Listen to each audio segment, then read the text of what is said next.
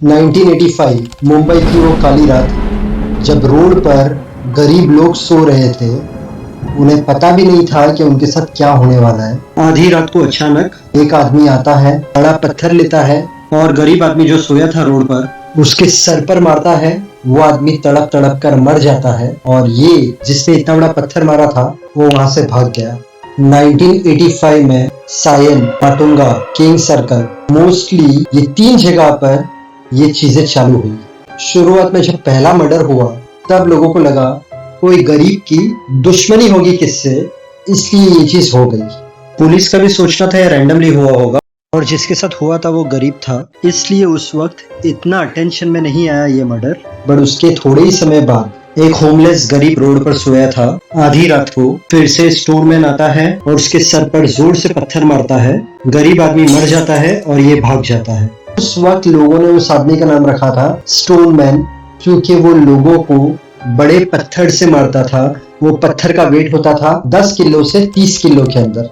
ये ऐसा कुछ नहीं था कि वो चोरी करने के लिए आता था, गरीब लोगों के पास से कुछ पैसे लेने आता था या उनकी कोई चीजें लेने के लिए आता था। बस ये बहुत बड़ा स्टोन उठाता, उनके सर पर मारता, मार देता उन्हें और चले जाता। और पत्थर भी ये रेलवे ट्रैक से उठाता या स्ट्रीट से उठाता या कंस्ट्रक्शन साइट से उठाता। इसके टारगेट होते थे होमलेस पीपल, बैगर्स, जो वेस्ट मटेरियल खरीदते हैं और बेचते हैं, मजदूर लोग जिनके पास जगह नहीं है और वो कभी कभार रोड पे सो जाते थे, लोनली लोग जो गांव से आए हैं, रहने के लिए जगह नहीं है, रोड पर सो गए। ये हमेशा गरीब लोगों पर हमला करता था, कभी भी इसने पैसे वालों पर हमला नहीं किया था। स्पेशली रात में जो लोग सोते थे पर ये हमला करता था। 2 मर्डर हुए, तब भी लोगों ने इस चीज को सीरियसली नहीं लिया। और उसके बाद आहिस्ते आहिस्ते तीसरा मर्डर, फिर चौथा, फिर 5वां और फिर 6ठा मर्डर। Same pattern. 6 मर्डर होने के बाद पुलिस सीरियस हो गई। पुलिस ने इमीडिएटली 100 ऑफ लोकल सस्पेक्ट को पकड़ा, drug addicts, criminals, specially Sion, Matunga और किंग सर्कल के पास। डॉक्टर ने बताया था पुलिस को कि ये 30-30 किलो के वजन उठाता है, मतलब 30 किलो का पत्थर उठाता है। डेफिनेटली टॉल, ब्रॉड और हैवीली बिल्ड मैन है। थोड़े टाइम तक सब चीजें रुकी, बट उसके बाद जैसे इनको लगा कि अब ठीक है चीजें, तो फिर से मर्डर होना चालू हो गया। जहां पर 6 मर्डर हुए थे, अब वो मर्डर पहुंच गए 9। हर कोई डर चुका है, बट वो कहते हैं ना कि जब तक खुद पर नहीं आती तब तक लोगों को ऐसा लगता है कि हमारे साथ थोड़ी हो सकता है। बहुत सारे लोग अभी भी ऐसे थे जो बिंदास सोते थे। पुलिस की पेट्रोलिंग हर जगह पर चल रही थी, रेलवे ट्रैक, स्ट्रीट्स, जहां पर भी मतलब गरीब लोग सोते थे, पुलिस वहां पर रहते थे। प्लस पुलिस सिविल ड्रेस में भी रहते थे। इन्फॉर्मेशन ये भी है, स्टोनमैन को पकड़ने के लिए पुलिस होमलेस लोगों के साथ रोड पर सोती भी थी, बैगर्स बन के, ताकि अगर स्टोनमैन अटैक करे तो स्टोनमैन को पकड़ा जाए। पुलिस समझ गई थी ये सीरियल किलर का काम है। रीजन पता नहीं चल रहा था क्यों ये होमलेस गरीब लोगों को ही मार रहा है। जिस तरीके से पुलिस का बंदोबस्त था तो पुलिस को ऐसा लग रहा था कि अब मर्डर बंद हो जाएंगे, लेकिन और 2 मर्डर हो गए। आधी रात को वो आया, मारा, चले गया। अब एक चीज ऐसी होती है कि सीरियल किलर खुद डर जाता है। होटल का एक वेटर था प्रभु, यंग मैन, सायन की बात है। वो अपना काम खत्म करता है। रात में वो सोया था, स्टोनमैन आता है, देखता है कि ये सोया है। स्टोनमैन ने पत्थर उठाया और वो उसे मारने ही जा रहा था। पता नहीं प्रभु को इंस्टिंक्ट हुई और अचानक उसकी आंख खुलती है और वो देखता है कि आदमी स्टोन लेकर खड़ा है। वो जोर से चिल्लाता है, स्टोनमैन वहां पर ही स्टोन छोड़ देता है। प्रभु उसके साथ फाइट बैक भी करता है, बट किलर, सीरियल किलर वहां से फटाफट भाग जाता है, क्योंकि प्रभु ने जोर से चिल्लाया था और पब्लिक भाग कर आ रही थी। और इस तरीके से पहला इंसान था प्रभु जिसकी जान बच गई थी। लेकिन उस वक्त इतना डार्क था, मतलब रात थी, प्रभु ने लड़ाई की लेकिन वो घबरा भी गया था, तो वो शक्ल नहीं देख पाया किलर की। लेकिन उसने एक बात कही कि किलर मैसिव जाइंट था, मतलब लंबा चौड़ा तगड़ा आदमी। अब ये बात फैली, मामला बहुत ज्यादा सीरियस हो गया। हर जगह पर पुलिस थी, उसे ढूंढ रही थी, प्लस लोग भी उसे ढूंढ रहे थे।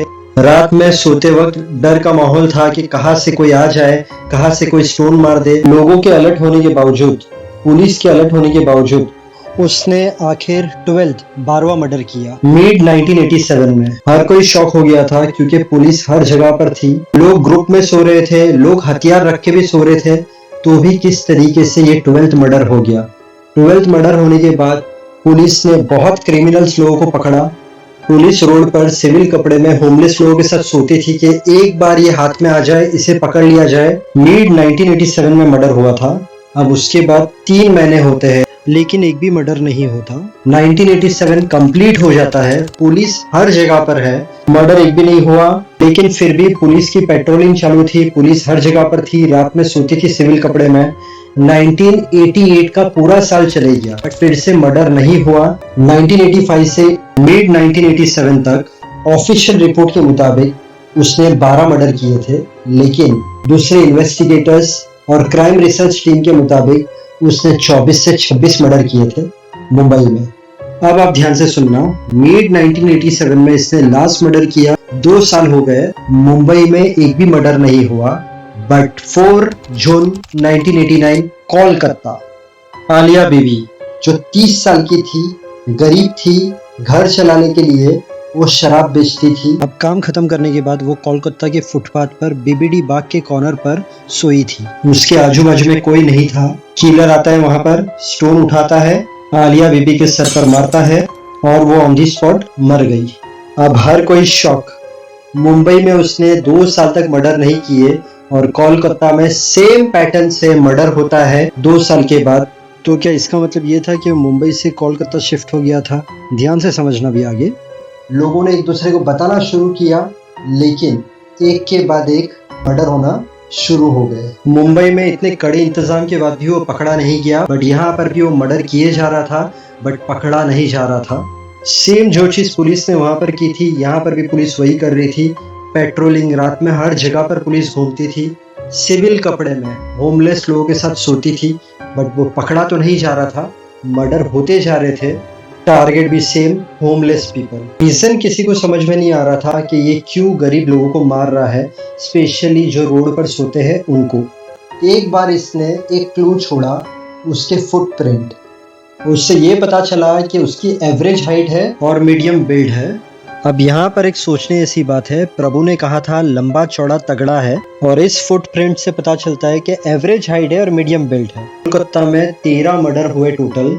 पहला मर्डर उसने किया था 1989 में और आखिरी मर्डर किया 1990 में।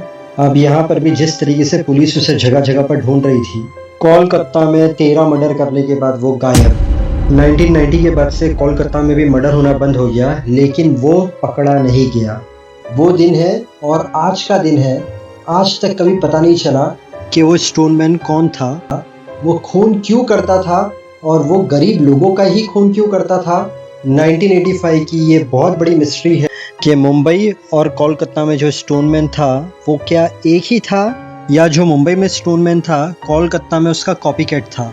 अगेन ये मैं क्यों कह रहा हूँ, क्योंकि प्रभु ने क्या कहा था, लंबा चौड़ा आदमी है, और कोलकाता में फुटप्रिंट से क्या पता चलता है, एवरेज हाइट है, मीडियम बिल्ड है। तो दोनों स्टोनमैन एक ही थे या अलग थे, ये आज तक पता नहीं चला।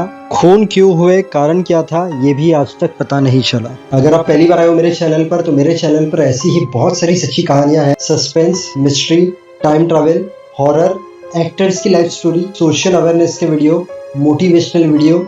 जब भी आपके पास टाइम हो मेरे चैनल पर विजिट करना, ये सब कहानियां देखना, आपको अच्छी लगेगी। अगर आज का वीडियो पसंद आया तो वीडियो को लाइक करना, चैनल को सब्सक्राइब करना। अगर आप फेसबुक पे देख रहे हो तो मुझे फॉलो कर लेना। Thank you so much. God bless and wish you a very happy life.